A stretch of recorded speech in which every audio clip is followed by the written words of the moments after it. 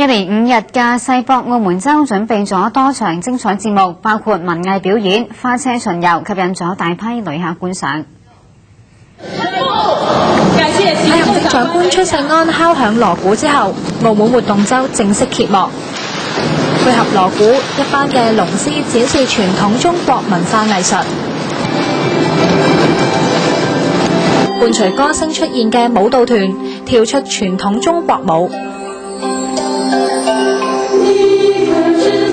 再加上澳門葡萄牙土風舞演員嘅演出，盡顯中西文化交融。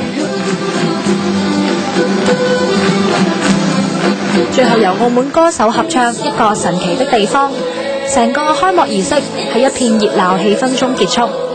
配上完開幕儀式嘅社會文化司司長張裕讚賞文藝表演相當豐富，尤其突出咗澳門中西文化交融嘅特色。大家都睇到開幕禮非常熱鬧啦，同埋個文藝表演呢都係非常之豐富，尤其是係突出咗澳門嘅特色啊！中西文化交流呢，我相信觀眾都係非常欣賞同埋深有印象嘅。亦都有旅客認為透過澳門活動周節目，感受到澳門係一個多元文化城市。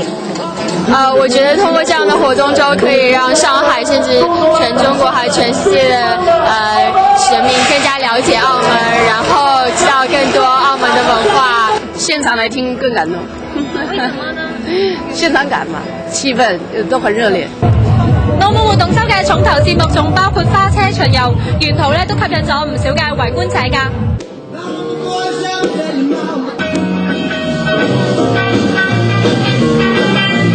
另外，政府代表團一行人亦都參觀咗位於浦西外灘金融廣場嘅澳門活動周系列活動。澳門電視台記者梁安琪喺上海報導。